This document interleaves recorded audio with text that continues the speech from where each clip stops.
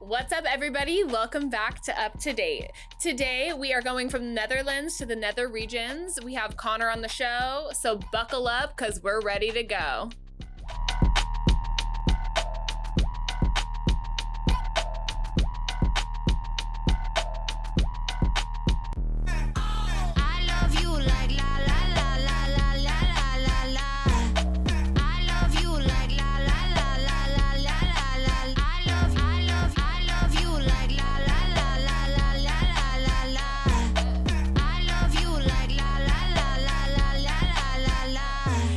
Everybody, welcome back to Up to Date. I'm your host, Chelsea Texera, and today we have Conor Foley on the show. He is a personal trainer and an aspiring stand-up comedian. Conor, thank you so much for joining us. Thank you so much for having me. Cheers. Yeah, cheers. So this little bad boy we have going on today, we are going to wait to tell you till we get into some of Conor's favorite places. But while we're waiting for that, Conor, why don't you tell us a little bit about yourself? So I'm Conor. I grew up in Manhattan Beach, California, which is about 2 hours north of here in LA County. I'm 29. I went to school in Massachusetts for 4 years, studied kinesiology, and that's where I'm at now, doing personal training. So you could crack a mean back? That's right, I could. Wow. Yeah. Love that about you. Yeah. Okay. Cool. What else? I played volleyball in college as well for 4 years. My mom is 6'3", so that's where I get all my height from. Shut up. Taller than my dad. Yep, my dad's 6 foot. Yep. Wow. I know, it's always my fun fact to tell everybody. Yeah. 6 foot, 6'3". Okay. Yep. Are you an only child? I'm an only child. I am too. But stay tuned. Next week, my stand-up bit is about being an only child, so if you can come out for that. Oh, I would love to. That'd be very funny. Absolutely. Because, you know, people are like always like, oh, some people say, I didn't think you were an only child. And some people are like, yeah, I could totally tell you're an only child. 90% of the time. I'm like, bitch, what does that mean?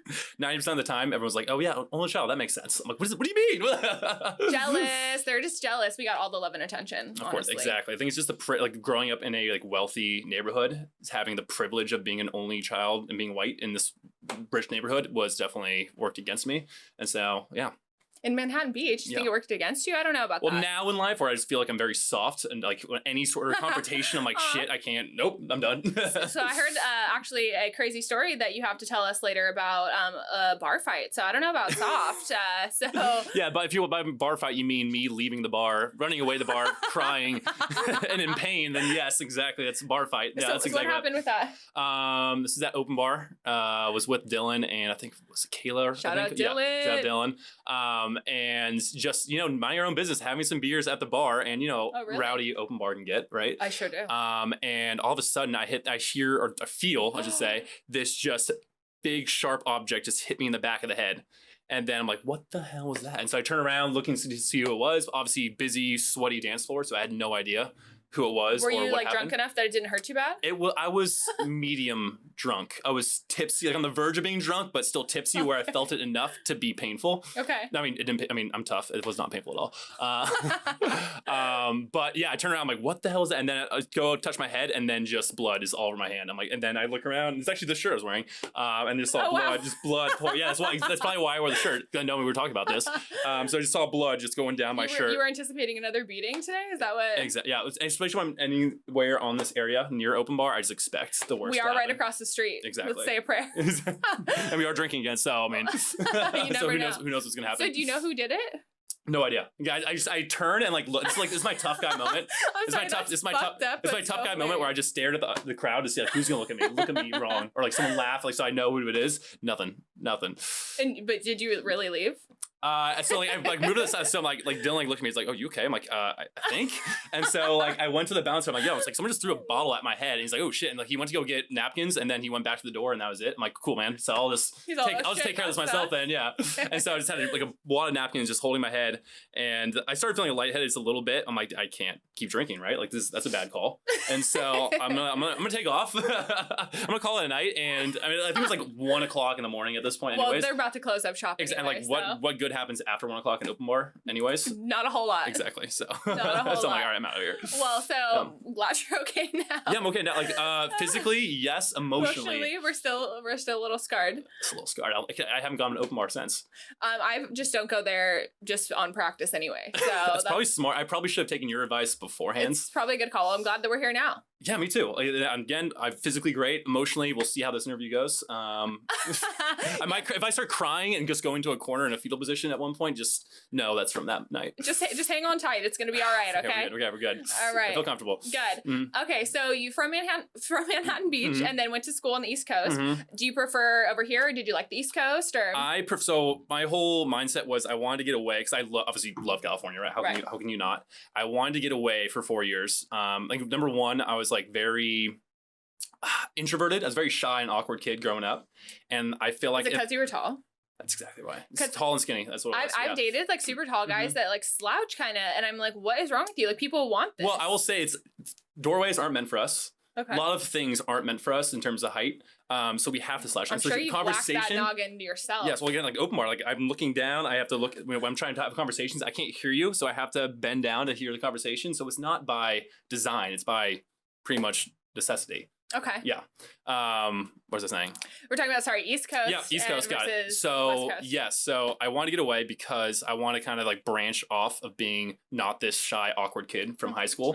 I'm gonna kind of make my own friends and kind of be on my own, kind of like thrusting it in an uncomfortable position to see basically what happens, right?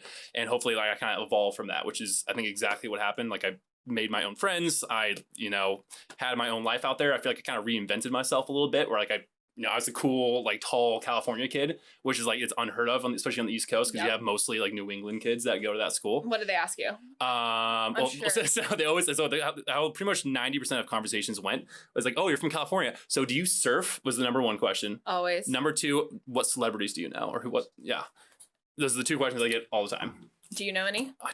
Yes. Do you know who Dylan O'Brien is? Nope. Okay. So it's off to a bad start. Yeah. I've met so most athletes from like the Lakers, the Kings, like all the LA teams, most of them live in like the beach cities because they don't want to live downtown because honestly, I don't blame them because downtown LA, I would never. No way. So most of them find their way out to the beach cities. So like a lot of those athletes live out in the like the what we call South Bay area where I grew up in. Yeah. So you don't play basketball or anything, do you? I do not. Our team was 2 and 24 my senior year. So I'm like, I'm not. Basketball's not for me. Volleyball was like the mecca of where I grew up. Okay. Yeah. So you're a volleyballer. Love that. Yep. Okay, cool. And my mom played professional volleyball, so I feel like I was kind of forced into that. But I loved it. Don't get me wrong. I loved it. It was great. Like I tried baseball. I tried pretty much every sport growing up, but like volleyball was it's more natural for me. And so you do it out here too? I do. Yeah. It's like more casual, nothing like competitive now. Because I think when you play volleyball in college, it kind of can turn into like a job a little bit where like you have this schedule, which is great. Like I love having a schedule. I love like planning everything out. But at the same time, like it can get exhausting. You wake up, you lift, you work out, then you go to class, then you eat, then you train for volleyball, you have practice for volleyball, and it's just like this never ending schedule. And you don't really have like any time for social life or anything like that. So it's kind of the point where like I'd rather just play casual than go down the competitive route again. Okay, so speaking of, you said like training, working out, you're a trainer. So are you still like popping right now with quarantine going on, or how's it going? Luckily, so the gym I work at, Renegade, shout out Renegade. I still have access to the gym to work out by myself, which is great. So Where's that? So I work at the Hillcrest location. So we have one in Hillcrest. Oh, I bet they love you. Thank you. Sure. Yeah. I mean, I get a lot of follows from them. Modesty. So I still have access to like dumbbells and kettlebells, TRX, all that kind of stuff. So I still have access to some equipment, which is great. Cool. And that's helping me keep me sane through these times. Seriously. Yeah. Oh yeah. Okay, and then also speaking of keeping us sane, tell us about your stand-up comedy. So I just started this 2 weeks ago now. I've always going back to like me growing up as like an introverted, shy kid, like stage fright, absolutely, like was not good in front of crowds whatsoever. Aww. And so my buddies, shout out Phil and Chris, like keep pushing me because I always said, I'm trying to be humble here, but like I always said, like I'm funny, I'd be great at stand up, and so they said I should write some stuff down and like just give it a shot because they do this backyard comedy thing in their backyard, which is great because it's like it's a smaller crowd, like 30, 40 people. Less intimidating. Exactly, less intimidating, and like a lot of my friends. And hopefully a little warmer because I've been to some comedy shows where it was crickets and it's really uncomfortable. It's very uncomfortable. It's for the comedians, for the audience, for everybody involved. For everyone, yeah. So this is like a warm audience again. It's like a lot of my friends go, so I'm like, all right, I can be a lot more comfortable. I can be myself there. Yeah, and so that's why I eventually did it. I was a little nervous going up my first time. This is a couple weeks ago. But afterwards, like I got such a good response from everyone. Messaged me like, dude, that's awesome that you did that. It takes so much courage courage to do that. I'm like, thank you so much. And I was like, I got a lot of good positive feedback. So now I feel like I want to keep doing it. Sweet. Yeah. Love that. Yeah. You got to just try some things sometimes. You know what I mean? And if like people are telling you, hey, you're good at this, listen. And if you love it, it's like, why not? And stay tuned because I'm going to post a very inspirational Instagram post later on about overcoming those kind of obstacles and like pushing yourself to do uncomfortable things, because who knows, you might fall in love with it, which I wouldn't say I'm passionate about it yet. Like I love writing comedy, I love doing this kind of stuff, but it's like I feel like down the road I could be very passionate about it, and that's why I want to keep doing it, because now like I fell in love with this thing that I was very nervous about doing originally, but now I'm all for doing it. That's so awesome. Yeah, you just gotta like honestly, like once again, put yourself out there. It doesn't matter if you're nervous, you just gotta feel the fear and do it anyway. That's always the toughest part, is just taking that first step into doing it. Once you take that first step, you're in. Just go for it. And again, like, what's the worst gonna happen, right? Like, you always just keep telling yourself, what's the worst that can happen? You only get one shot. Do not miss your chance to blow. Yeah, it's one shot, one opportunity. Seize everything you ever wanted. To capture or just let it slip. One moment. So, speaking of moments, why don't you tell me a little bit about your favorite places that you've ever traveled? So, number one, I would have to say Hawaii. Okay. I'm just thinking, I have like kind of a theme, like kind of in my mind of thinking like this is like the warm tropical area that I think I've enjoyed the most. I got to go cage diving with tiger sharks in North Shore, which is incredible. Like, so I'm not really good with heights. I will say that. Like skydiving, bungee jumping scares. You're high enough already, huh? Exactly, right? So I'm like, I'm already high. Like, why would I need to go higher than this? So I figured I'd rather go lower, like go to the bottom of the ocean. So no skydiving for you? God. I don't know. I don't know. Have you gone? I would never. You know, you've now gone. I will never. I'll say that if you go, I'll go with you. How about that? Okay, maybe then. Maybe. In Hawaii is the only place I would want to do it, because if I'm gonna die jumping out of a plane, it might as well be in Hawaii, right? But no, it's really not ever been something that I've been like dying to do or anything like that, because it's terrifying. Are you kidding me? Jumping out of a plane, like my biggest fear is that thing, not the chute not coming out or anything like that. Yeah, I'm not super. I feel like the benefit does not outweigh the risk of doing it. Okay, and also I would probably skydive before I'd bungee jump.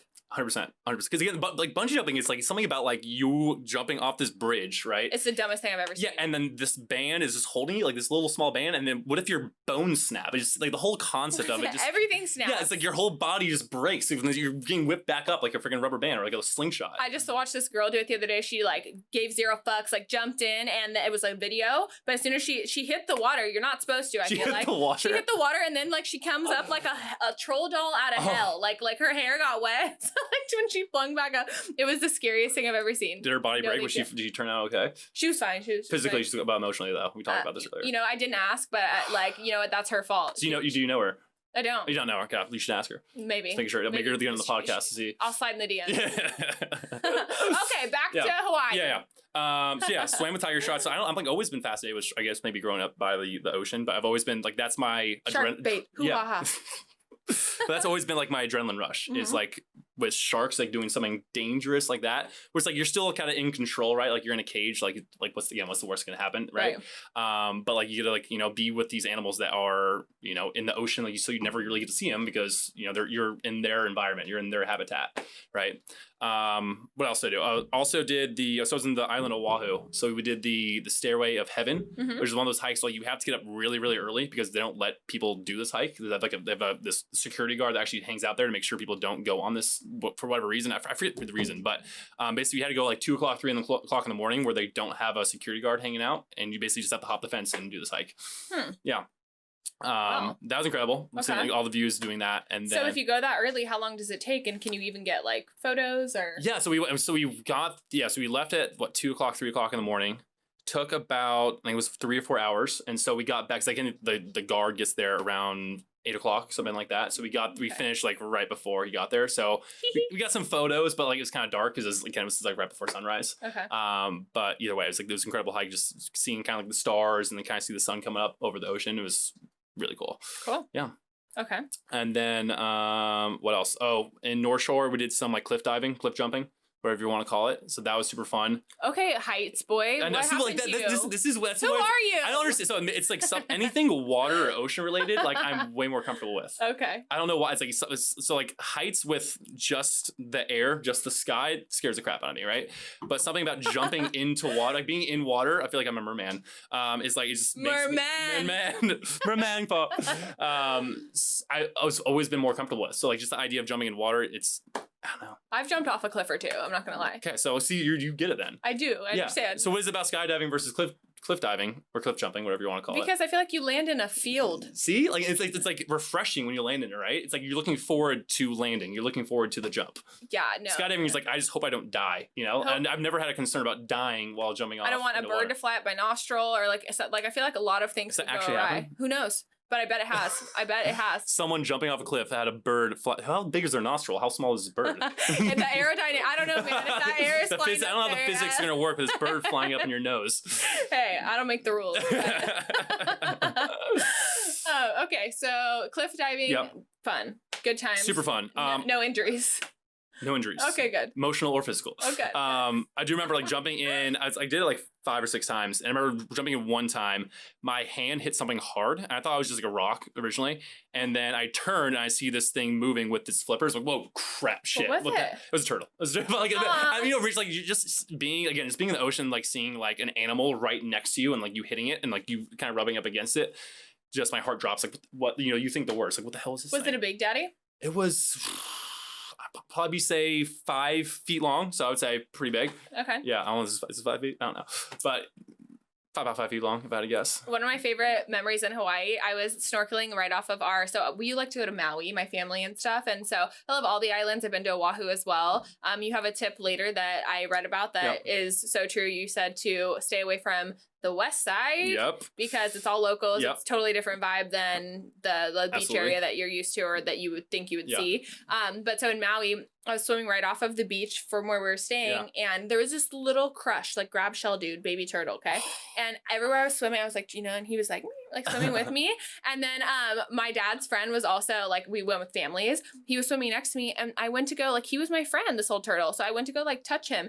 And my dad's friend yanked my flipper so hard, and he was like, "You can't fucking touch the turtles." I'm like, "Oh, why not? This is my friend, but they're protected, I guess." Yeah. What is my little hand like? You can go to jail for straight up touching turtles. Well, thank God I didn't. Wait, so there's a tip, everyone: don't touch the turtles. They're really cute, but you're not supposed to love them. So you said this is your friend. Do you guys still talk to this day, or? Oh, no. It was, so I went with like my family. And so it was like a big multiple family trip. And so one of my dad's like best friends. No, the turtle is your friend. Oh, the turtle. Yes, exactly. Yeah. So do you still talk to the turtle to this day? You know what? Like in spirit. I mean, because once again, it's not like he would have died if I touched him. So I think he's still probably swimming around. Turtles live forever and ever. Forever. Yeah. Forever and ever. If I had to guess, from marine biology junior year of high school, I want to say 90, 100 years. Could be Taurus. I could be confusing for Tauruses. 90, 100? Yeah, I feel like I'm onto something there. Okay. Yeah. 90 to 100. So yeah, I think he's still doing good, but we did have a moment, and I think we're both gonna remember it forever. Well, can I ask, does Maui and Oahu differ from each other?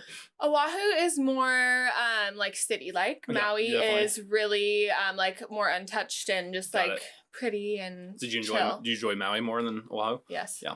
I would go back. I went for a wedding actually a long time ago, but Maui I've been to I think 5 or 6 times and I really like it. Also been to Kona. Not my favorite island either. Why? It's very rocky actually. Really? Yeah. It's like kind of like that. We did some really cool hikes. I went with a bunch of friends. So that was cool. But besides that, it's nothing like Maui or Oahu. But next on my list, I'd really like to go to Kauai. Yes. It's not as fun. I'd maybe like to do a combo, like a island hopper, if you will. Yes. Like Maui and then go to Kauai and just check out the greenery and the scenery. I've heard good things. I mean, I'm a huge movie buff, and I've heard like Jurassic Park and Tropic Thunder, those movies. Mm-hmm. They got filmed in Kauai, and like I just want to go for that reason alone. I know. Yeah. But I've heard it's very green, very luscious, waterfalls, and who doesn't love waterfalls, right? Right. So I would absolutely love to go there. That's my next stop. If I had to go back to Hawaii, it's definitely Kauai. So when's the last time that you went? Was 2014. So what, 6 years ago? Okay, well you're due. I know, I'm very due. I know.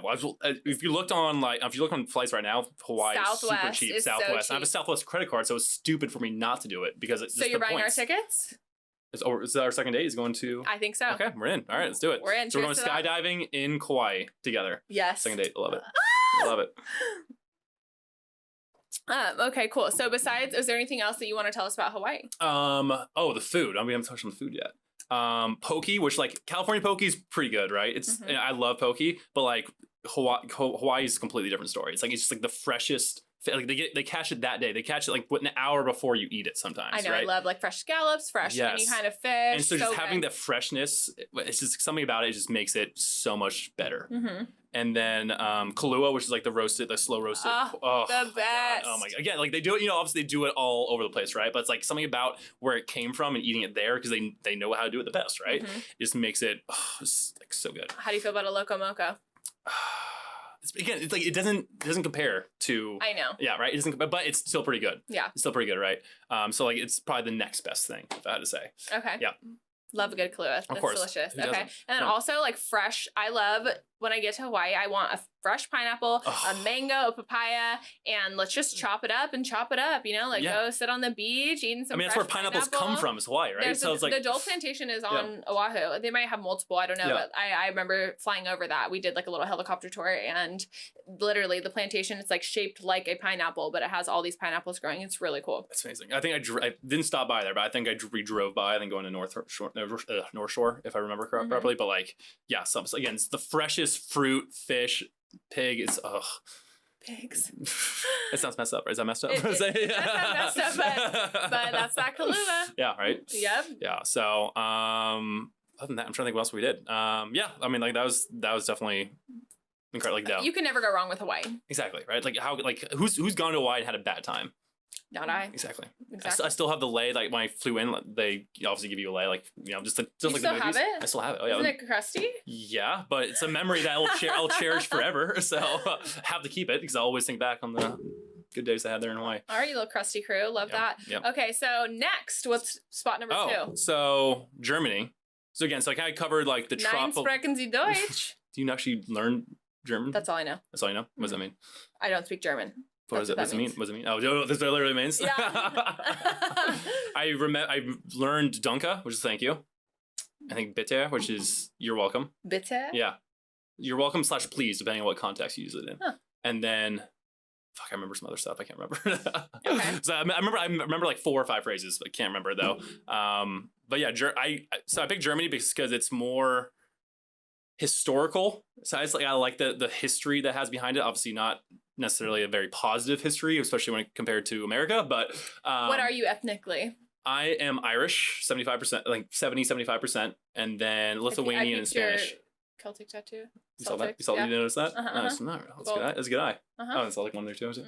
Good eye. Yeah, so I somehow get tan though, which I think is from my mom, who's like Lithuanian and Spanish. I'm like 50% Irish, and it takes an army, but I do get tan. You do. So yeah. Do you cheat or do you actually get a real tan? No, I don't do Good the for fake you. and bake. That's no. awesome. That's fake. That's what they call it. Fake and bake. I don't do it. We can shake and bake, but I'm not gonna fake and bake. Okay, shake and bake 100%. Yeah. Fake and bake absolutely no. No. Got it. Yeah, perfect. I'm glad we're just drawing the lines, so we're not crossing. Exactly. Not fake and bake. Got it. Yep. Yeah, I enjoyed it for the history. So like we stayed, and so my buddy had a foreign exchange student stay with him when he was in college, and so basically we went to visit him in Hamburg, which is like the western part of Germany. Hamburg. Have you been there? No. I enjoyed that more than Berlin. I will say that. But I enjoy Berlin for like again the history, like seeing the memorial wall, like for the Berlin Wall. That was cool because then you hear about like growing up, in the high school and history classes, you hear about. It was cool to just say I'd been there. I went to the East Side Gallery. Yeah. That was like cool. We went to the actual Berlin Wall, but it's like obliterated, so there's only like a piece of it left. Yep. And then went to the East Side Gallery, which was cool. But people were like as cold as the weather. I'll tell you that. Really. Yeah. Well, I guess in Hamburg they were rude. They were so rude. So it's funny when I got to Hamburg, they love apparently more so than Berlin. They love Americans because they watch like the American like Western TV shows, TV shows, I go, movies. I feel right? like they do love Americans, but there's been a few places. Berlin is probably like number one for me that I felt like they didn't like Well, Americans. I think it's so Americanized, right? I think that's what the problem is. I think so many Americans are, and I'm sure like most places you got like you had some sort of English or someone knew English while they were there, right? So I think it's because they're so sick of tourists and Americans going to visit there that maybe that's why they're a little bit colder. Or like Hamburg's kind of like this underrated place where like I did not have a bad time in Hamburg because everyone was so welcoming and they're like, oh wow, you're America, oh my god, and they like had all these questions for me and like this thinking back they were fixated on like the red Solo cups that we drink here in America. Red Solo cup. But apparently that's a thing. Apparently that's special in America. It's just us apparently. They're like, yeah, we just drink out of beer. We drink out of Das Boot, right? Das Boot. Yeah. See. But yeah, they were like so like they were infatuated by that. Like, oh my god, you guys, yeah, Americans, you guys drink out the red Solo cups, right? I'm like, yeah, that's what we're about, red Solo cups. You're all on a freaking kickback Friday night, but no, I prefer a glass. Am I right? Exactly. I'm not 19 anymore, so I feel like we can up it a little bit with a little lemon wedge with a lemon garnish. Exactly. Yeah. See, I taught you something new today. You're changing. You taught this. I did. I did actually mess it up earlier, didn't I? So Connor, I made this beautiful drink, and as soon as we sat down, Connor squeezed the life out of it and threw it in his drink. So like, what's the point of having a lemon? It's just there for decoration, right? Is that what you're saying? It's beautiful. It is. No, don't get me wrong. It's beautiful. It's a garnish. It's beautiful, but like, aren't you supposed to like have like the lemon, like the citrus infused with the drink? Okay, we can do it now, but guess what? See, like you're supposed to do it though, right? Yeah, we can do it now. Okay. You have to wait for the moment of the aesthetic. So I ruined the moment, is what you're saying. It sounds like every relationship I've ever had. Perfect. All right, well, just do better. It sounds like every relationship. Okay, so yeah. So how much, wait, by the way, how much better does that taste now with the lemon in it? It's pretty good. Yes. It's pretty good. Okay, so yeah, I'm still not convinced. So tell me why. So you love the history. Yeah. So Hamburg, when you keep saying that, I want to say Hamburg. You do, because that's how it's spelled, so it makes sense. But Hamburg, you have to like Hamburg. Hamburg. You have to like sound like you have a like respiratory problem when you say it. Okay. Yeah, so just think about that every time. Okay, yeah. well, did you go to Oktoberfest? I did not. That's like the one. I wish I know. So this is the summer between my junior and senior year of college.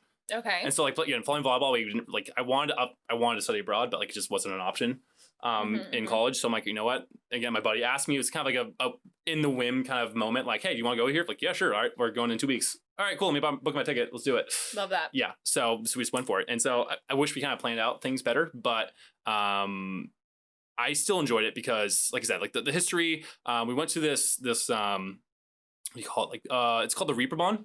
I don't know if I'm pronouncing that right. Probably not. But it's called Reeperbahn. It's kind of like the red light district in Amsterdam, where it's like it's this big strip of bars, clubs, brothels, all that kind of stuff. Did you do any weird stuff there? Maybe. Well, Nothing that weird. Nothing that weird.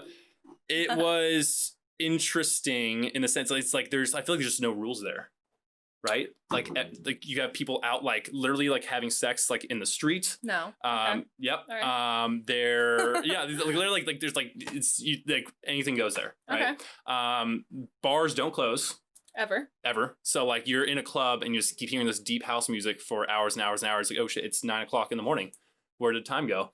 And you have no sense of time whatsoever. So before you know it, you're like, wow, I've been raging now for 8-9 hours. Well, so you probably weren't just drinking. What gets discussed in this podcast? Hey. What gets talked about in this podcast? Oh, well, anything goes? Yeah. Okay. Yeah, so maybe some other drugs were, I mean, like how else do you stay up till 9 o'clock in the morning? I mean, I'm asking you. You tell me. Yeah. So like our listeners need to know. My parents are listening. Oh, they will. That's okay. Guess what? Yeah. You're 29. You're doing fine. They can. Oh wow. They're gonna have to. Did you waiting for that? Say 29. I'm fine. We've been waiting that for all day. Maybe. That's clever. That's good. Yeah. So maybe some German cocaine was involved. Yeah. Which I don't know the direct translation of that. Right in the German white pony. Yeah. I actually kind of want to look up the translation to cocaine. What that is. Okay. But I'm gonna ask the question. There's no. I mean, you have to live wherever you go to the fullest, right? Right. And like bars close here at 2 o'clock in the morning. Yeah. Which again, they don't close there, so you have to take advantage of that. Yeah. Once the next time you're gonna have that opportunity. Exactly. So there's nothing like partying till 9 o'clock in the morning and then walking to go get breakfast at this fish market that's right down the street from the Reeperbahn. And like, wow, we've literally not slept for the last 24 hours. That you're never gonna look back and think you wish you got more sleep. Exactly. You know? Exactly. Yeah, exactly. So no regrets. No regrets. Yeah. Okay, so you mentioned red light district. So Yes. what I would love to transition with is that is what we're drinking today. Yes. So I made this little concoction myself. It's called the Red Light District. As always, check out the Instagram page to see the recipe. And we are going to transition to your favorite travel destination. Amsterdam. Boom. Amsterdam, yes. So I say the best for last. So like I said, so I had like a thought process, like picking my favorite places. Again, the Hawaii was like the tropical, warm island destination. Germany was more like again, there's still partying that went on, but like, it was more like about the history and exploring that. And then Amsterdam, I feel like, you know, the movie Eurotrip? Of course, who doesn't, right? So like seeing that movie as a kid in middle school, I'm like, oh my God, Amsterdam. Like, you know, it's like one of those the places that like gets so talked about in all the movies, the TV shows. It's like you have to go to it at some point in your life, right? It has to be on your bucket list. Right. It absolutely has to. So like that's why I say the best for last, because it was like it lived up to all the expectations that I was expecting, and all if I will, in like all the movies and TV shows leading up to it. And just as expected, they had, you know, these weed shops, what they call coffee shops, where you just walk in, and again, now it's kind of normal, right? But like at the time, which is what, 8 years, almost 8 years ago that I went. You went 8 years ago? 8 years ago, yeah. Wow. Yeah. So at the time, it was like, oh, wow, it's unheard of. You can just walk in and get weed, no problem, right? Weed. Yeah. Weed. But yeah, so that was a quiet experience. So we stayed at these like bungalow shacks that are like right by the water. So literally, you walk in, it's just a bunk bed. And that was it. This is this room that had a bunk bed. And I'm like, yeah, cool. All right, I'm in. So like, we obviously didn't stay there other than to absolutely just sleep. But there it's big on taking bikes everywhere. So we rented bikes and you bike everything. It's incredible. Like you have like 75% of people there just bike. They don't even drive cars. Yep. It's wild. Even little children. Like I remember like when I first got there. So Amsterdam was actually the very first place I went in Europe. And we're driving, like we got a taxi obviously from the airport because it's kind of far out. But you see little children just freaking biking it up next to their mom and dad. Like they're this little clan getting down. But Amsterdam was the first place you went to in Europe. Yeah. So my first Europe trip was in 2017. It was right after I graduated. And it was like a year after I graduated, I guess. And then I went with 4 girlfriends. So it was a fuck ton of us, but it was so fun. And so we went Amsterdam, a bunch of different places. Amsterdam, then Berlin. And then see, it's not that you drive on the Autobahn together. No, so so you flew maybe we actually did this crazy ass bus from Amsterdam to Berlin, and then we flew from Berlin to Munich because we did Oktoberfest. Got it, of course. And there was way more, but we'll just stick with that. But anyway, Amsterdam was like I was so in love with it. It was so beautiful. We went in end of September. And it was still like just blooming tulips. Like it was gorgeous. I could not get enough of it. First thing we did, of course, we got to our hotel. We took like a 5-hour nap because we were jet lagged. Of course. Yeah, got up and then went to a coffee shop. And did you get coffee or did you get anything? Well, so coffee shops are cafes. Coffee shops are cafes. Okay, that's right. Yeah. But coffee shop is actually where you get your greens. Yeah.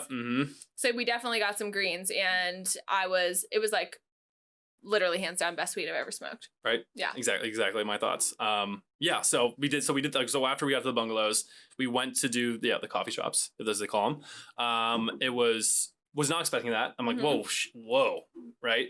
Whoa. And so that was like, and then just walking, so basically we walked around the red light district, just like it was just incredible doing this. And so one crazy thing that happened while I was on that trip was, so we're walking around, right? You know, you have the like basically kind of like window shopping for like prostitutes at a certain point, right? Yeah. So like you see this window, like wow. So we basically walked around doing that, high as hell doing that, right? And at one point, you come across this homeless guy who's just staring into the window with his pants down. Oh no. Jerking off. No. So being high, I'm like, what the fuck is happening? Is this normal? Is this what happens all the time here? And so we kind of just stand there. We probably stared for too long. It's probably our fault, actually. This is our fault that it happened. Probably stared for too long while this happened. And eventually, this guy turns around and looks at us with these just like crazy eyes. right? Like he's about to Is he coming to finish on you? Not quite. He wasn't there yet. He was getting there, but like he was like doing like moaning. I don't want to imitate the sounds, but like he was. It was like an aggressive growling sound, if I will. Okay.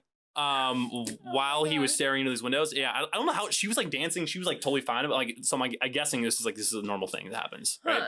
And so she kept dancing for like, so you gotta do what you gotta do to make money, right? She wasn't making money from this homeless guy. So they stare and look at us.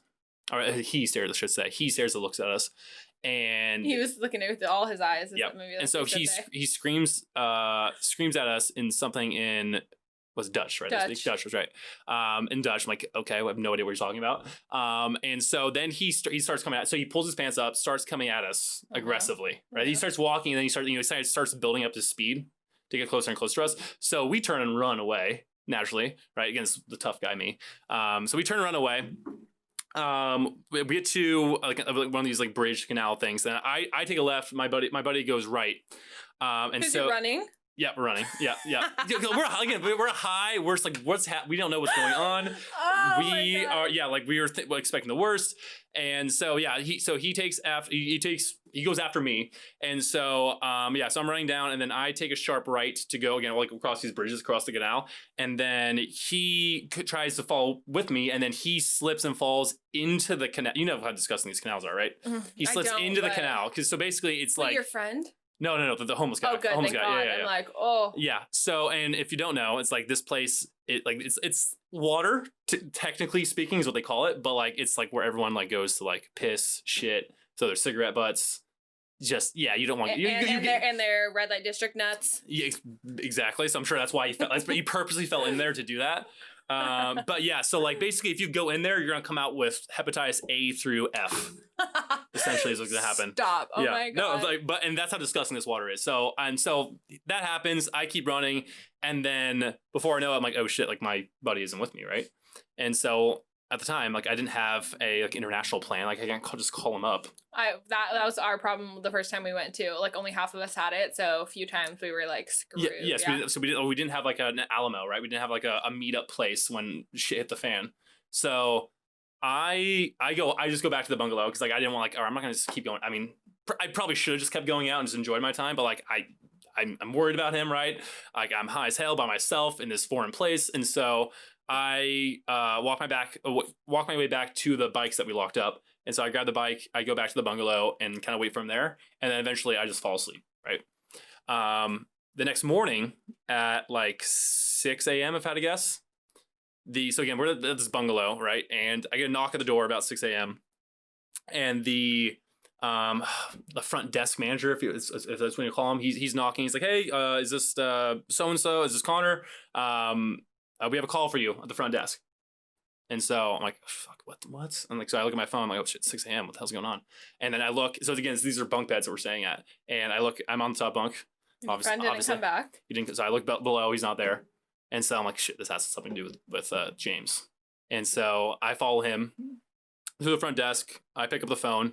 And it's, my buddy James. He's like, yeah, hey buddy. Hey buddy, you fucking left me. Can you come pick me up? I'm at so and so hospital. He's like the local hospital. Hospital? What happened? Can I finish the story? Oh my God, you left your friend. I know. What would you do in that situation? If you get separated, you can't call him. If it was my girlfriend, I would fucking call the National Guard. Are you kidding me? He can handle himself. You don't know. I am bewildered by this. Maybe girls are different. I would have literally sent out all the fucking troops in the country. But if you're a dude. I'm not. But what if you were a dude with a dude friend? What if you got separated from a dude friend? Would you still? I of course would. I'd be like, you would call the National Guard. I'd be freaking out. Okay, you said you didn't have service when you weren't in Wi-Fi. As soon as you got into your room, you could have turned on your Wi-Fi, But like, how is that gonna? But he's not on Wi-Fi. He didn't have it either. You guys, okay. Just finish the story. We didn't expect this to happen. We didn't expect us to get separated like this. Okay, you have to prepare for the worst. Okay, continue. Now I know. I need more of this. Mind you, this is 21-year-old me. I've learned a lot in my 8 years. Bring that over here. Yeah. Okay. Oh, okay. Okay, so continue. So he's alive. He's okay. He's right? alive. He's married. He's happily married. Yeah. Okay, good. Yeah. And Or oh yeah, so I go to the front desk area. He's on the phone. Hey buddy, I'm at so and so hospital. Can you come get me? Okay, yeah, sure, yeah, yeah, I'll come right now.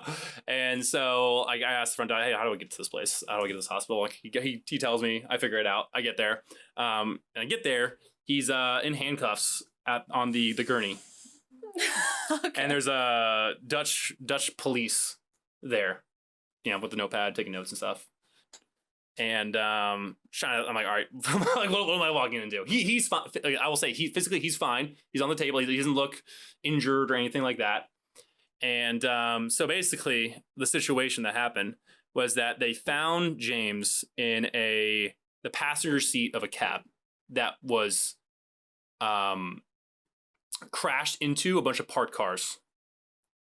So he's was by himself, passed out, passenger seat of a taxi in these parked cars. And so obviously cops or EMT or whatever they call them, they found him, brought him to the hospital, and obviously they were questioning him to figure out what happened. He blacked out. He completely blacked out. So he kept drinking after we got separated. He stole the car. So, the cops are asking him. So again, best story ever. Okay. So he's speaking English, so like there's no nothing missed in translation here. And so they were at a conversation. So I was kind of coming into the end of the conversation. I basically just came there, picked him up. Like I basically had to sign him out, and so he was free to go. So they let him off the cuffs, and so that's lucky, right? And so after we left, he gave me the rundown because he doesn't know much. He doesn't remember much, but basically he told me like what the cops basically told him. And they thought that he stole this taxi. Excuse me. That's what I would. And went straight into these parked cars. But what I'm assuming happened is that he took a cab. This cabbie was drunk or high or something like that, and he smashed into the cars and he took off.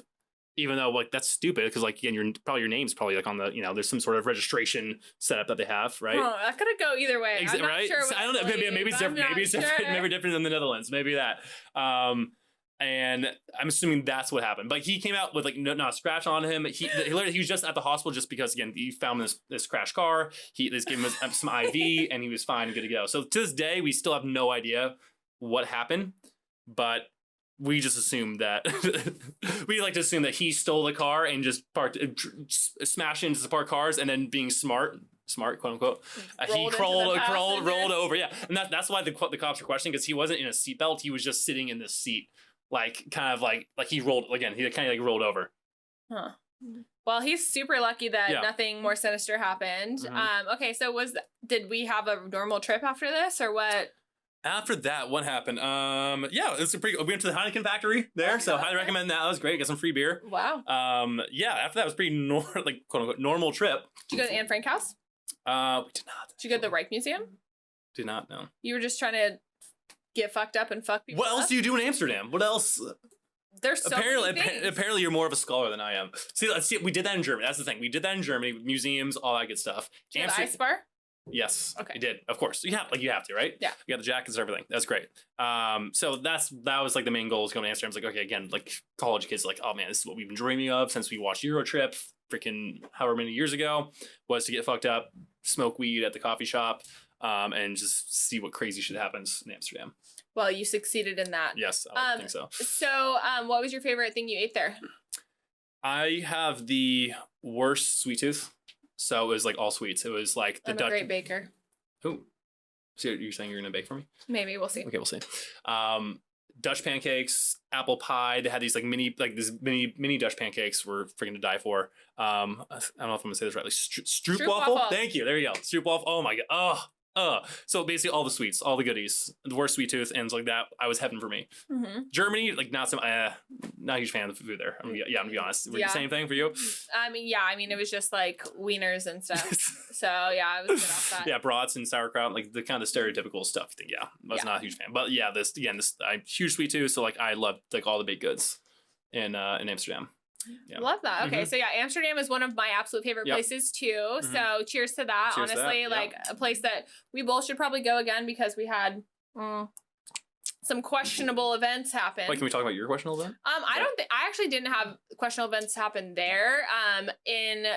On that trip though, so I told you I started in Amsterdam Then we went to Berlin, Munich, Yep. and then Paris. So Paris was my first questionable event. We almost got kidnapped, I swear. Like, straight up almost taken. So yeah, I've talked about this on one of our other pods, but basically, like, we were so tired and half of us didn't have the, like you said, the plan. Yeah.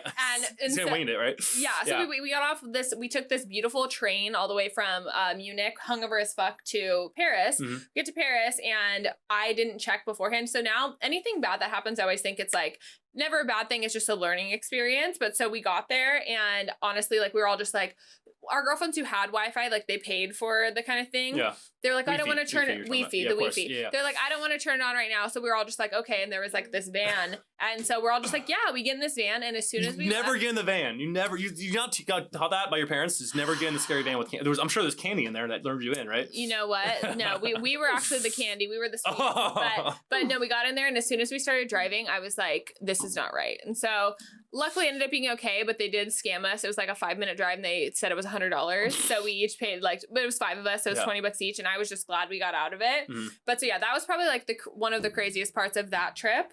But luckily we didn't get kidnapped and raped, for anybody who doesn't know that vernacular. That's new to me. Thank you for that. Craped, yeah. One of my worst fears, getting craped or being eaten by a shark. Crepe though sounds kind of good, like eating crepes. But Like, it's separate though, completely separate. Yeah, no, crepes and then being craped is a totally different thing. Damn it, you kind of ruined for crepes for me now. I don't know if I can look at crepes the same now that you tell me that. Well, I think that's probably good for caloric intake. So you're welcome. But they're better than pancakes. They're thinner, right? So it's less calories, less carbs. A really thin pancake. Really Just say you love it's really thin pancakes. Oh, okay. So that was a great story. Thank you so much. That's probably one of the funnest stories that we've heard. So cheers to you for that. Yep. And then we're going to transition. So let's talk a little bit about your dating life. So you are single as a Pringle, I heard. I've heard that's the word on the street, right? It is the word on the street. Mm-hmm. So tell us a little bit about that. Are you looking? And if so, how are you looking? Because little birdie told me you actually don't use dating apps. I don't use dating apps. So I mean, right now I'm in like, I don't know, it sounds cliche, if probably, but like focusing on my career. I'm focusing on me right now. Mm-hmm. Well, it's like, it's not a priority for me per se, dating, right? I mean, you're 29. 29. I feel like it shouldn't be. If you're looking, I think you're making a mistake if you're actively searching for a relationship, because then it tells me that maybe you have insecurities. Maybe there's something you're unhappy about yourself that you're trying to find someone else that can kind of fix that. Right. So if you're, and that, again, that's in my mind. That's one way to look at it. That's one way to look at it. For me, it should come naturally, right? You should focus on you bettering yourself, bettering your career, bettering your friendships, your relationships with those friends around you more. So, like, that should be your priority. And then if a relationship happens to come along the way, awesome, great. And it should be fluid. It should be natural. It shouldn't be this forced, stressful situation that you find yourself in. So having a girlfriend, being in love sounds great. Like I would absolutely love that, right? But it's not something that like, oh, I need this. Like I want to search for this. If it happens, it happens. If it doesn't, it doesn't. Well, yeah, desperate isn't cute. Like you know, like if you meet them and they're automatically like on your jock, like it's almost not flattering. Can you explain on your jock real quick? On your jock. So the strap of the jock. It's up in there, like, once again, in their like swimwear. Got it. So they're trying to get up in there, but that's just, you're getting the opposite reaction if you're like, you know what I mean? Because it doesn't seem personal. It almost seems like you're just desperate for anybody.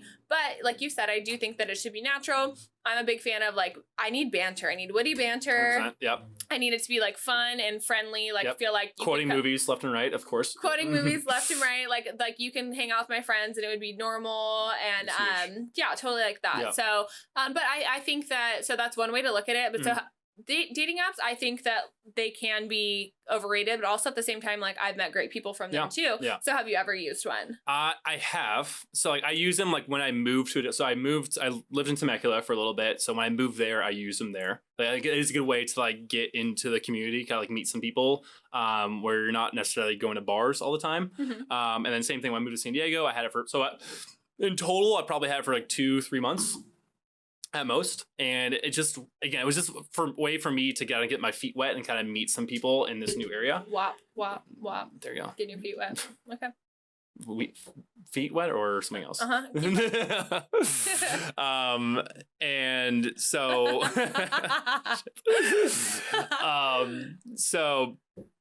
Yeah, so like I feel like once I kind of established myself, like I had like my friendship group, or I had my work group, I had because I work in a gym, so like I'm around people constantly, so I never felt the need to have a dating app to meet people because I already had these friends, I already had this this Do you work hit on your environment. clients?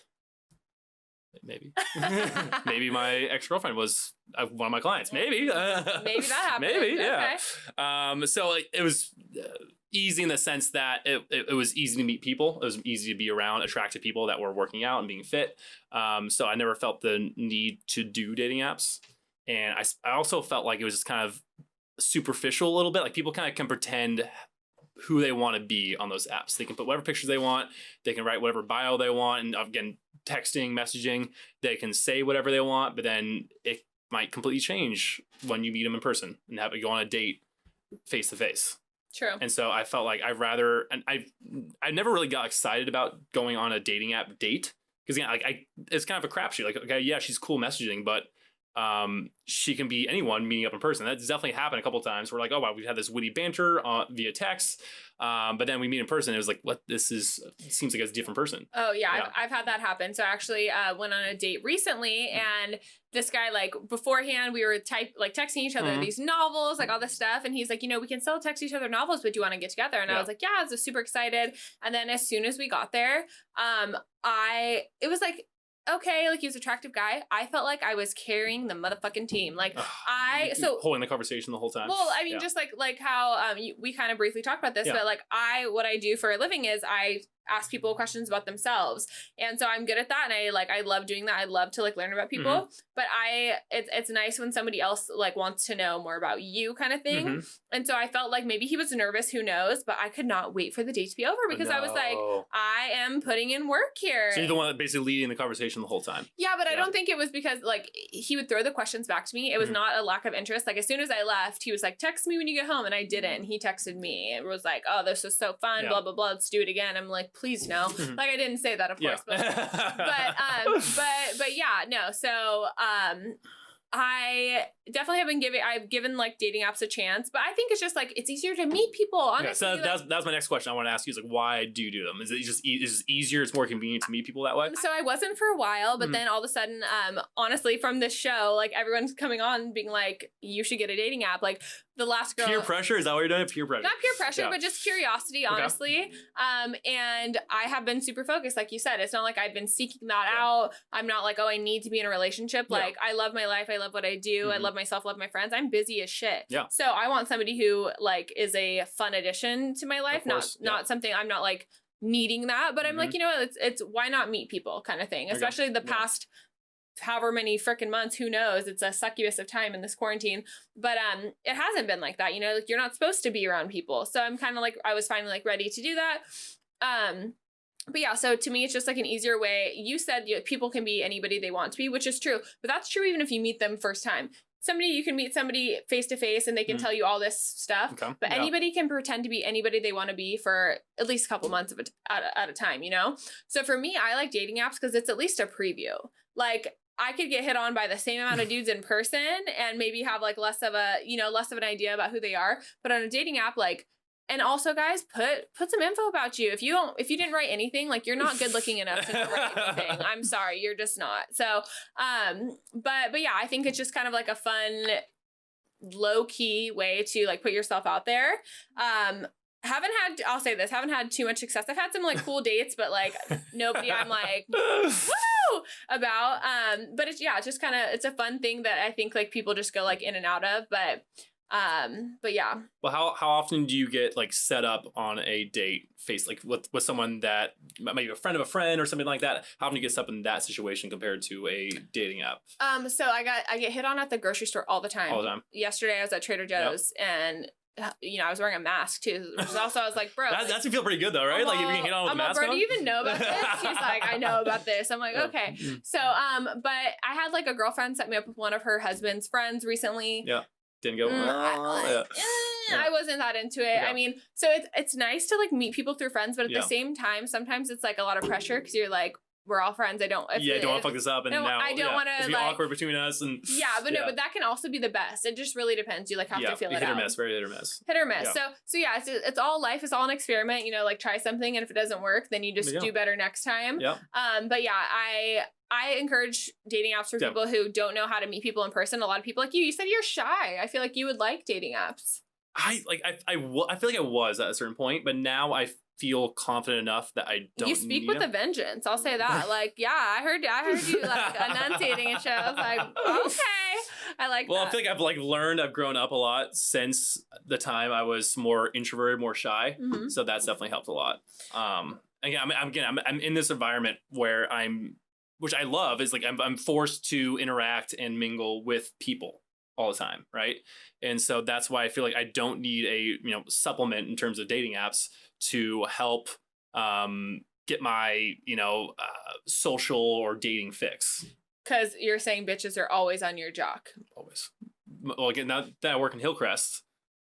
Hey, all bitches ain't women, baby. All bitches ain't women. So speaking of, actually, you told me you had a dating app horror story. So I think that the class would like you to share. I mean, I will say, like, the date went great. Can I preface it with that? Okay.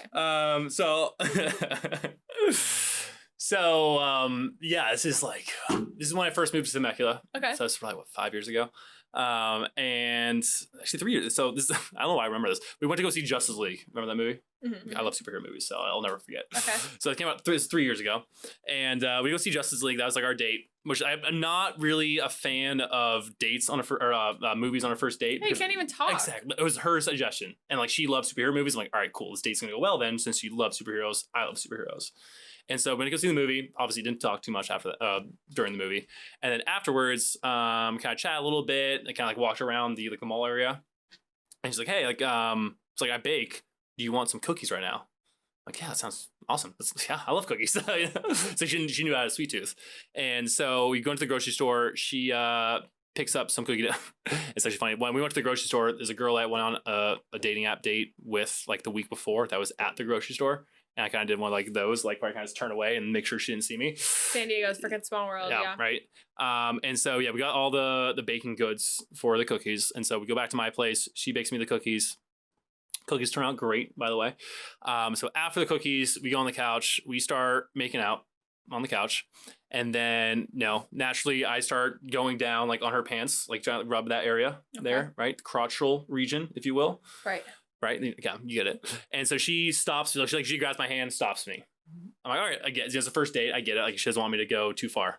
But then she does it to me. And so before you know it, my pants are off. Oh my god! So again, everything goes on this podcast. I can say whatever. I can say whatever I want on this podcast. Okay. So before you know it, I really hope my parents don't see this. Okay, continue. Before you know it, my penis. So you want to call it? Stop. Penis is in her oral area. Okay. So that happens. And it was great. All right. Don't get me wrong. It was great. Usually, I hope, right? I come to completion. Oh. As you will. And after that. Well, I'm like, great, thanks for that. That was wonderful. I gave her a handshake. Sent her on her way. No, I hugged her. Come on. Okay. Have you ever ended a date on a handshake? Fuck no. At this podcast. If you handshake me, I'll get another There's bottle. I know you're kryptonite superhero. I will bottle your freaking brains. So that ends that way. It's like she goes home. God. She doesn't stay over. Great, awesome, perfect ending to that. So I get a text the next day. Well, we talk. Hey, I love the date. It was great. Had a good time. Awesome. Me too. I came. So duh. And then she's like, hey, by the way, I have something to tell you that you probably don't want to hear. It's like, what goes through your head after saying that? I'm like, so my heart drops. I'm like, whoa, what do you mean? What was your thought? Was it exact? I thought oral herpes. Okay. I thought that, or she had a boyfriend, like those kind of things. So like STIs, relationships, that kind of thing. And so I'm like, oh, like that. And it's like again, she was sassy, she was sarcastic. So I'm like, oh, this should be great. You know, again, kind of like playing along, kind of being thinking that she might be joking too, right? That's also a possibility. It's like I'm a woman of trans experience. That's what she says. So I'm like, oh, dot dot dot dot dot dot dot dot. So a couple dots, and I said, I wish you probably told me that beforehand. Yeah. She's like, yeah, I didn't know how to do it. This is like still weird for me. But I just thought you should know. And so then I got my home at this point. I turned to my roommate. I'm like, hey, do you think she was a guy? Like, and she's like, no, not at all. Not at all. We can call Anthony up right now to confirm that. But like no Adam's apple, nothing like that. I'm like, okay, interesting. Yeah, I'm not really into that. I'm sorry to say, but don't know how to react to this. But yeah, this is very weird for me. She's like, yeah, I get it. If you don't want to talk to me ever again, I get it. But I just thought you should know. And so I just never responded to that. And that was it. Wow. Yeah. Well, that is quite an experience. It was. A trans experience. Yeah, it was transcendental. Okay, so is that what, like, let's be honest. So yeah, after that, didn't do dating apps anymore. So okay, so you should have started with that. He's like, why would I lead with that? Who leads with that? Well, he's like, oh, I don't like dating apps because whatever. reasons. No, I don't like dating apps because a dude tried to diddle you. Well, she identifies as a woman. Let's be fair. She identifies as a woman. Okay. Yeah. Okay. Pre-op woman. But you know, this is Temecula. When I moved to San Diego, I had it again for like a month or two. So I did download it again. And well, like I still have like this. My friend Andrea, she cuts my hair. Mm-hmm. So like we're still friends to this day. Like she's one of like the first dates I went on when I moved to San Diego. So it worked out. Like the dating apps worked well. You can just meet sometimes cool people. Like even if you don't think you're gonna be, more than whatever. But exactly. So what a story. Okay, well you took it like a champ. Of course. I face embrace it. Like I'm not like everyone asks me, oh, what's your deepest darkest secret? Like originally that was it. But I'm like, no, what? It's a fun, cool story. I can just tell. And I'll say this actually, like a guy that I met from a dating app said you'd be surprised how many trans women are on there. So it's like, but they're usually straight up about it. Like they say, I'm transsexual. I'm looking for this. I'm looking for that. Yeah, so they're usually straight up about it. It's 2020, so it is. Honestly, just be straight up. If you have something going on like that, definitely. Please disclose before you take off your clothes because it might be. Are you doing these rhymes on purpose? You are crushing it. That's so smooth. Thank you. Yeah, my God. Well, speaking of crushing it, we're going to crush these drinks and finish up talking about our experiences. But thank you guys so much for joining us today on Up to Date, and we'll see you soon.